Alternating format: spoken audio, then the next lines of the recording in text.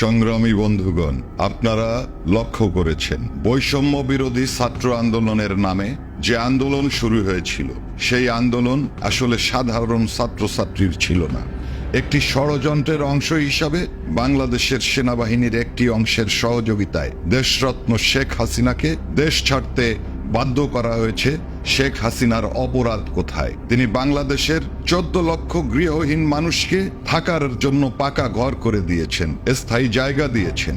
শেখ হাসিনা তো ভুল করেছেন, তিনি বাংলাদেশকে বিশ্ব দরবারে উন্নয়নশীল রাষ্ট্র হিসেবে পরিচিত করে দিয়েছেন। শেখ হাসিনা তো আসলেই অপরাধ করেছেন যে তিনি এই বাংলাদেশের 25% মানুষ যারা দরিদ্র সীমার নিচে ছিল তাদেরকে দরিদ্র সীমার উপরে উঠায় আনছে। এগুলো তো তার অপরাধ, কারণ শেখ হাসিনা তার পরিবারকে হারিয়ে বঙ্গবন্ধু সহ সপরিবারে তার পরিবারের সকলে যখন নিহত হয়েছে, সেই মুহূর্তে বাংলাদেশের মানুষকে আপনজন মনে করে তিনি বাংলাদেশে ফিরে এসেছেন।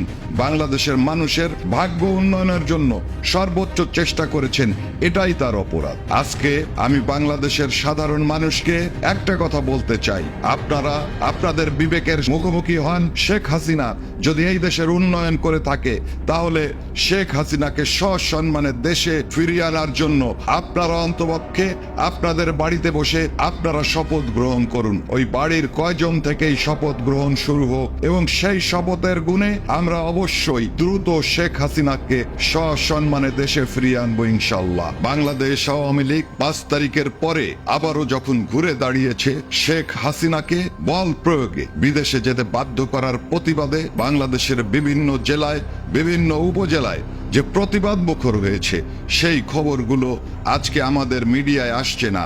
তার কারণ মিডিয়ার ত্রুটি চেপে দেওয়া হয়েছে। মিডিয়াকে বাংলাদেশের সাধারণ মানুষের কথা বলার যে অধিকার, সেই অধিকার থেকে তাদেরকে বঞ্চিত করা হচ্ছে। আর আসলে উনরা কি অধিকার দেবেন? ওনাদের স্বরাষ্ট্রমন্ত্রী মুখ ফসকে বলে ফেলছেন যে বেশি মানুষ মারা গেছে 7.62 অস্ত্রের মাধ্যমে, সেইগুলি সাধারণ মানুষের কাছে থাকে না, সেইগুলি ব্যবহার করে ন্যাটো, সেইগুলি ব্যবহার করে জঙ্গিরা। সেই পদে সাখাওয়াত থাকতে পারে নাই। তা বাংলাদেশের মানুষের অধিকার বা এই সরকারের কাছে আমরা কি আশা করতে পারি? সাংবাদিক ভাইদের উদ্দেশ্যে বলতে চাই, আপনারা নির্ভয়ে সংবাদ সংগ্রহ করুন। আমরা জানি আপনারা জীবনের মায়া ত্যাগ করে গুরুত্বপূর্ণ সংবাদ সংগ্রহ করেন। আজকে যে সংবাদ আপনার মিডিয়া দিতে পারছে না, আগামী দিনে সেই সংবাদটা আমরা মিডিয়াতে দেব। আপনাদের সাথে আমরা আছি। বাংলাদেশের সাধারণ মানুষকে কেউ কোনোদিন দবায় রাখতে পারে নাই, এখনো পারবে না। জয় বাংলা, জয় বঙ্গবন্ধু।